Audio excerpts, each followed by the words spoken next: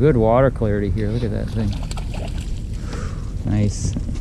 Well, there you go. That's a lipped bait. On the MirrOlip. MirrOlip. And I haven't been fishing lip baits because I got a thing about lipless in the winter. There, you proved me wrong. Were you, how fast were you working it? John, I was barely twitching it, letting it float up, and he hit it while it was floating up. Well, Don and I are out here.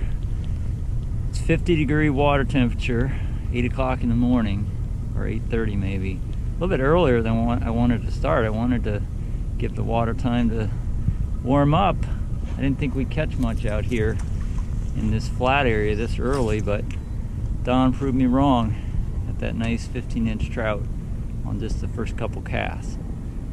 Got a full day, calm today, not much tide flow, only about a half a foot tide range, but the water's going to warm up nicely because of the sun and no wind. I think it's going to be a good day. That's no bass, huh? Is it kicking or you got a shell? Yeah, it's kicking. That's a fish. That's a proper sized fish too. Oh yeah.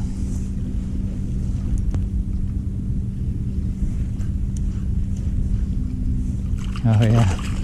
Very nice. Ooh, oh. That's like a that's a good 18, 19 there. That's a nice fish. That's the mirror what? Mirror jerk? MirrOlip. MirrOlip. Oh, this is a nice fish. On the mirror minnow. There you go. Oh, Mirror minnow, man. Look at that thing. Yeah, it's pretty. I like the one I caught. I was about to take this lure off, put on something else, but I thought I'm gonna try this thing. Now I got 12-pound line. I don't wanna. 12 pounds? 12 pound. 12 pound on the.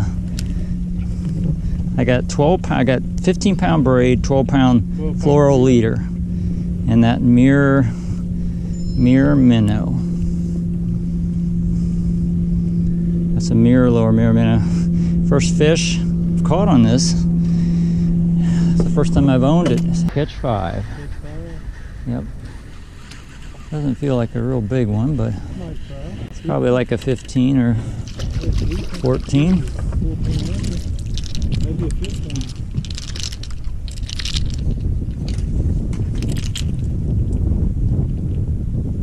Yeah, right there. That's it's about a 14. It's kind of a small one for what I've been catching here.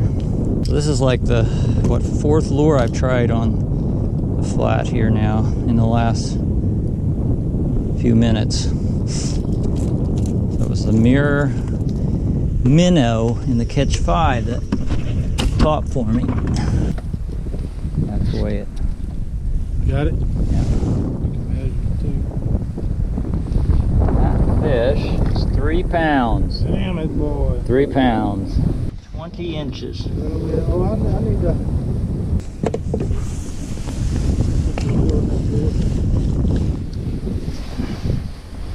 Well, that's the kind of fish. Yeah, that's a trout. Nice. Oh yeah.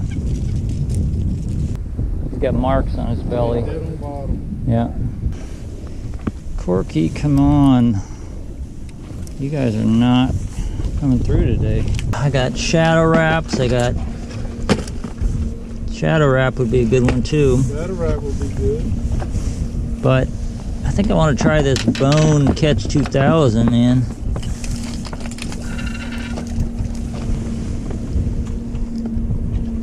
There's one. Oh, he smoked it. Boy, did he crush it.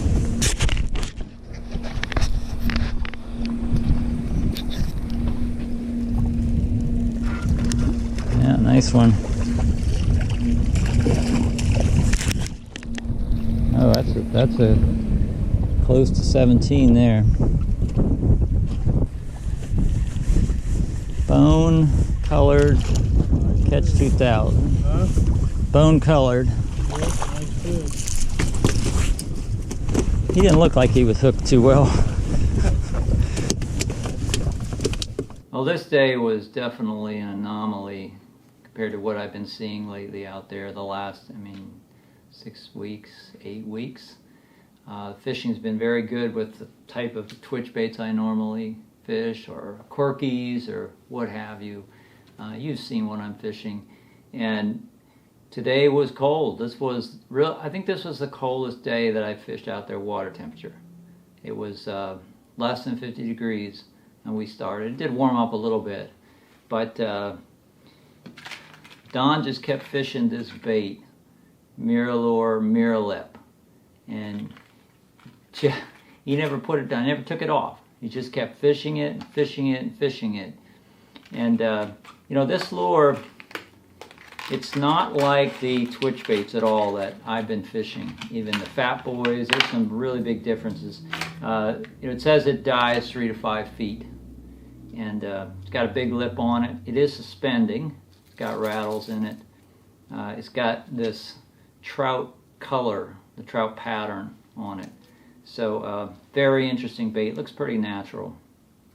And I certainly know that the bigger trout eat smaller trout.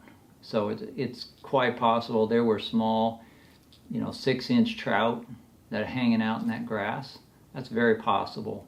And so this would have fit the pattern nicely, but probably more than anything else, it was the fact that it would dive down to 3 to 5 feet. Well, we were fishing in 5 feet of water, so if Don pulled it down hard, it would dive down to 5 feet. So it dived down to the bottom, and then he would let it float up. So it's going to suspend. I'm not sure where it suspended it. Maybe it's suspended at 3 feet, but he would drive it down to the bottom till he felt it hit the grass, and then he would let it float up, and they would hit it when it was floating up. So that was the ticket. And I'm not going to show you all this footage, but he was catching 3 to 1, I'm sure, maybe 4 to 1 over the array of twitch baits that I was normally fishing in. And I kept fishing them because I wanted to see that comparison. I wanted to be certain that this type of diving bait would be the ticket. I don't typically fish what I would call a jerk bait like this, which when you jerk it, it's got a hard wobble side to side, which is very different than a twitch bait that just kind of meanders around, flashes its side and meanders. This is much more of an aggressive wobble when you jerk it, and it's just not something that I've been fishing on that flat in the wintertime, just because I wanted to fish slower.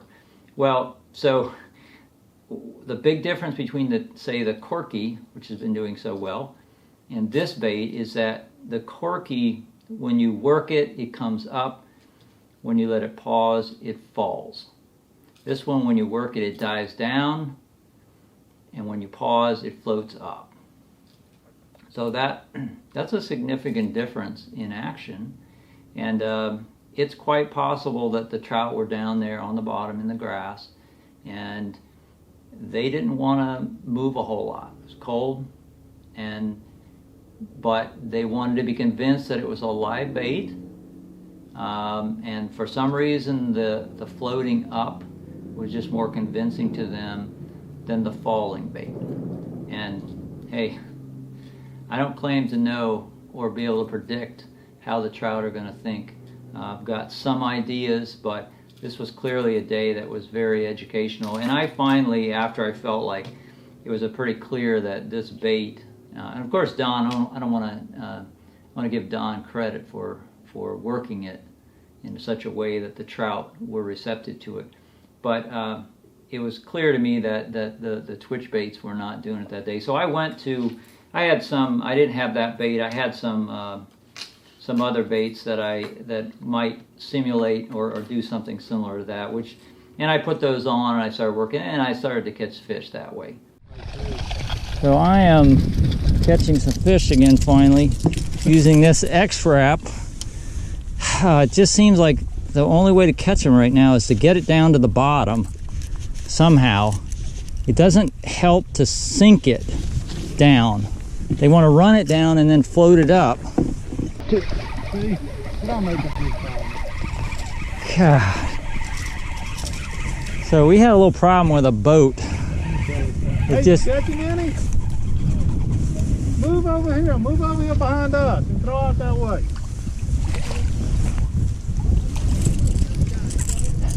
Dude, I told him in my younger day. A big motor in 6 feet of water, what kind of damage is that going to do? In my younger day, that would have been an ugly scene.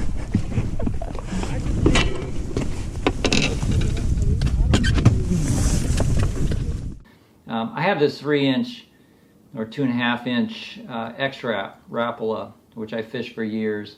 I don't fish it as much anymore. This bait's a lot smaller in profile than the big MirrOlip L30, and I was catching fish on it, but they weren't as big as this L30. So definitely size here, size of the bait made a difference in the average size of the fish. So I didn't really have this is a suspender that dives about 3 feet, 4 feet. So I could get it down near the bottom and then let it float up. I didn't have a really long bait handy like this. So I did pull out a long Yozori. This one, however, is a floater. So while it could dive down to the grass, it rose pretty fast. There we go. I think it probably rose too fast to be really productive, but I did catch a couple fish on it. What I showed by switching to these baits and then myself fishing versus Don showed that it was the rising of the bait that was preferable on this day to the falling bait. So very interesting day. Don't ever forget to experiment, to try a lot of different things when you're out there, especially if you're not connecting and you think the fish should be there and you're not connecting. Certainly does help to have a couple different fishermen in the boat who are also willing to try different baits, because that's when you really learn. Oh, it's a catfish. Is it? Blue cat. I like to eat those. And he is 4 pounds. Is he? Yep. Come on.